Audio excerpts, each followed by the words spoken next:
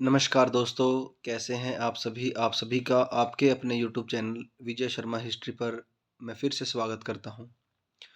तो दोस्तों, जैसा कि आप सभी को बहुत अच्छे से पता चल गया होगा कि हरियाणा एचएसएससी ने सीईटी का जो रिज़ल्ट है वो कल की डेट में अनाउंस कर दिया था। आज काफ़ी बच्चों के मैसेज देखने को मिले, बहुत सारे मैसेज थे जिनमें बच्चों ने कहा सर मेरा क्वालीफाई हो गया सीईटी।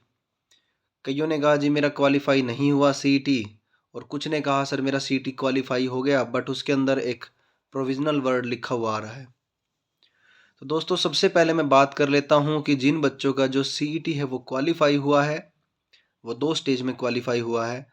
यानी कि कइयों की जो कैटेगरी है वो EWS, OBC, BCA, BCB etcetera थी, जिनमें जो क्राइटेरिया था वो 95 मार्क्स में से 40% का क्राइटेरिया था, यानी कि 38 नंबर लेने वाला, जो रो मार्क्स थे। कुछ का क्राइटेरिया जो जनरल कैटेगरी थी उसका 50% था, यानी कि 95 का हम बात करें तो 47.5 बैठता है।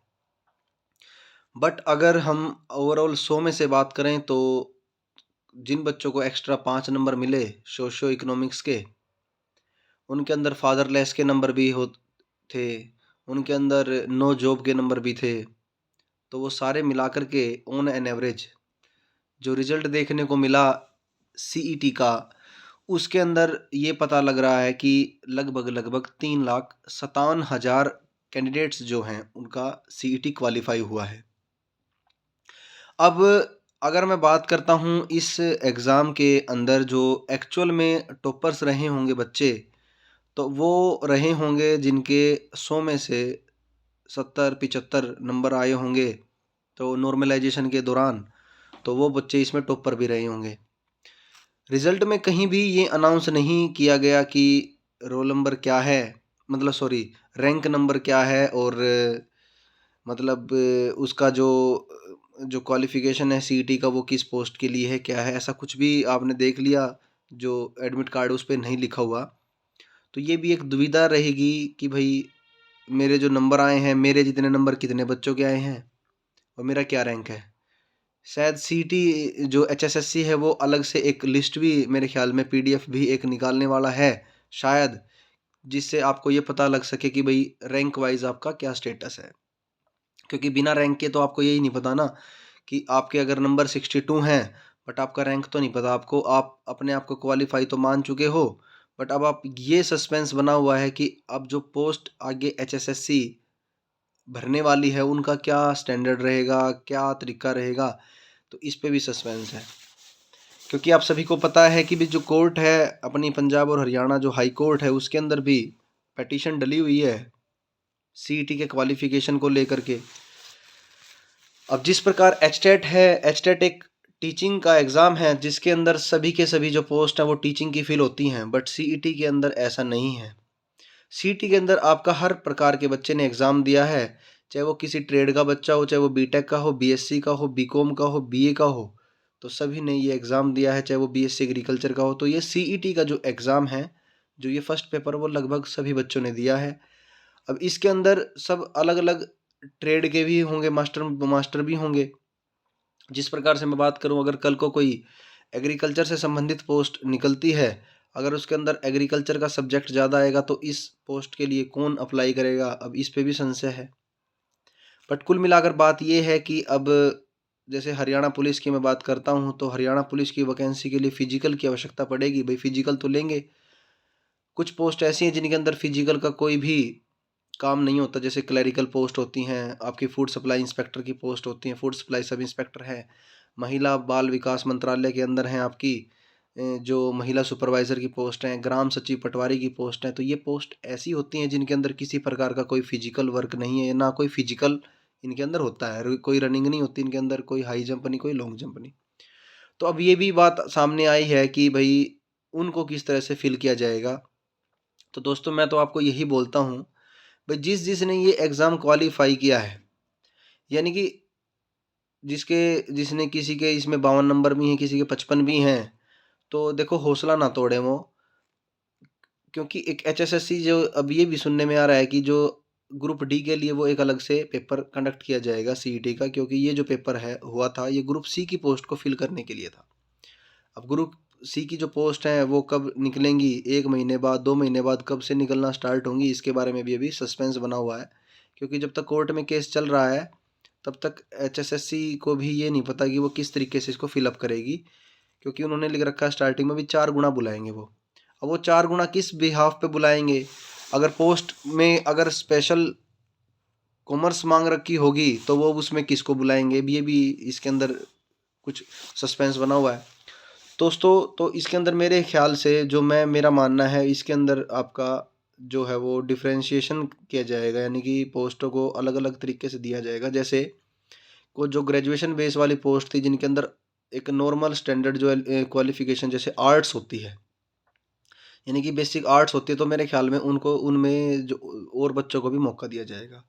कुछ ऐसे जो वैकेंसी होती है जिनके अंदर जैसे ट्रेड्स, कुछ अलग डिफरेंट ट्रेड्स की वैकेंसी होती है, जैसे कोई मैकेनिकल ट्रेड से संबंधित है, तो मेरे ख्याल में मैकेनिकल ट्रेड से संबंधित पोस्ट में तो सिर्फ मैकेनिकल वालों को ही मौका दिया जाएगा।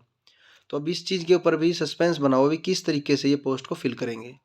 तो जिनका भी सीईटी क्वालिफाई हुआ है, मतलब सबसे पहले तो उन सभी बच्चों को बहुत बहुत शुभकामनाएं।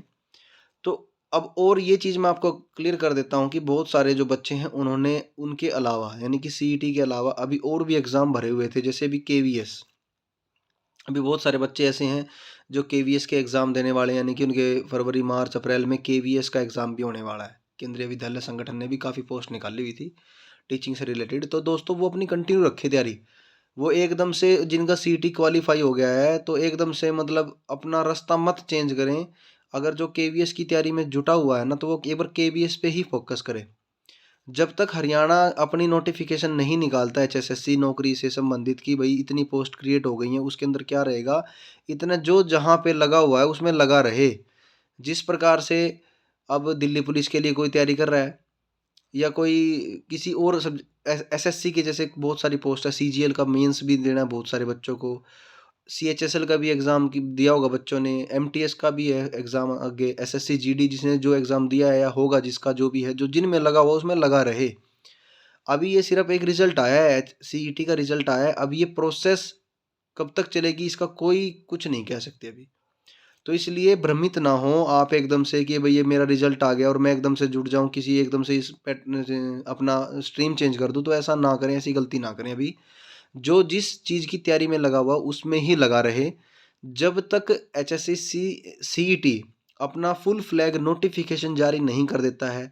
जैसे मान के चलो पुलिस की, जब तक हरियाणा पुलिस की वैकेंसी जो है दोबारा से वो इसके लिए क्या नाम है नोटिफिकेशन जारी नहीं करेगा, भाई किसको हमने बुलाना है, कितने बच्चों को बुलाना है, किस लेवल के बच्चे बुलाए जाएंगे, कितने मार्क्स वाले बच्चे बुलाए जाएंगे। तो जब तक मेरा ये मानना है कि जो जिस चीज़ की तैयारी में लगा हुआ है, बहुत सारे बच्चे हैं जो एसएससी की तैयारी कर रहे हैं, बहुत सारे बच्चे ऐसे हैं जो केवीएस की तैयारी कर रहे हैं, तो अपनी तैयारी पे निरंतर लगा रहे भाई। बहुत सारे यूट्यूब पे जो चैनल हैं, काफ़ी सारे मैंने ऐसे देखे हैं, बहुत सारे तो बहुत अच्छी अच्छी बातें बता रहे, ऑथेंटिक बातें बता रहे हैं। और बहुत सारे ऐसे हैं जो बच्चों का दिमाग ख़राब करके रखा हुआ है जिन्होंने पिछले काफ़ी समय से, कि सीईटी में ये हो गया, ये है, वो है। तो मेरे प्यारे दोस्तों, आप सभी ने नौकरी लेनी है, सभी कई सालों से लगे हुए, मुझे मतलब ये पता है आप सभी का कि बहुत मेहनत से लगे हुए हो आप, बहुत शिद्दत से लगे हुए हो। तो एकदम से अपना रास्ता मत वो करना, चेंज मत करना। जिनके जितने नंबर आए हैं अभी किसी प्रकार का कोई ओपिनियन नहीं चलने वाला, भाई कोई कुछ कह रहा है, कोई कुछ कह रहा है, तो अभी सिर्फ और सिर्फ अब अपने दिल की सुनो, किसी की एक्स्ट्रा सुनने की ज़रूरत नहीं है। किसी को भी कुछ अभी नहीं पता है, यहाँ तक कि मुझे भी नहीं पता कि एचएसएससी जो आगे वो क्या तरीके अपनाने वाला है, क्योंकि बहुत सारी चीज़ें अभी एचएसएससी सोच रहा होगा। अभी कोर्ट में भी केस लंबित है, सीईटी के अंदर काफ़ी खामियां भी आई हैं शायद रिजल्ट में देखने को। तो वो जब तक इस चीज़ों को क्लियर नहीं करेगा, जब तक वो वैकेंसी जनरेट नहीं करेगा, और जब तक वैकेंसी जनरेट नहीं होती, जो जिस दिशा में काम कर रहा है, मान के चलो कोई सिर्फ और सिर्फ एचएसएससी की ही तैयारी कर रहा है, मान लीजिए कोई बच्चा स्टार्टिंग से ही एचएसएससी की तैयारी कर रहा है, मतलब अपना जो भी पढ़ रहा है, तो उसको कंटिन्यू रखें, अपनी पढ़ाई को कंटिन्यू रखें। एकदम से भ्रमित ना हो कि भाई सीईटी ने रिजल्ट घोषित कर दिया और मेरा ये हो गया, वो हो गया। तो मैं ये कह रहा हूँ जो अपनी तैयारी है उसको कंटिन्यू रखना है। इस रिजल्ट को देख के भ्रमित नहीं होना कि भाई मेरे तो नंबर 60 आ गए तो क्या मैं पेपर दूंगा या नहीं, ऐसा कुछ भी मत सोचें आप। कंटिन्यू अपनी तैयारी रखें। जो बच्चे जिस चीज़ की तैयारी कर रहे हैं, डी ट्रिपल एसबी की कोई तैयारी कर रहा है, कोई एसएससी की कर रहा है, कोई एमटीएस की कर रहा है, कोई सीजीएल की कर रहा है, कोई सीपीओ की कर रहा है, तो अपनी तैयारी को कंटिन्यू रखें मेरे प्यारे दोस्तों। अभी किसी को कुछ भी नहीं पता है, एचएसएससी अपना क्या तरीका अपनाने वाली है, वो सारी की सारी चीज़ें आपको पता लग जाएँगी ऑटोमैटिकली। तो फिलहाल आप अपनी तैयारी में बिल्कुल भी बाधा मत आने दें।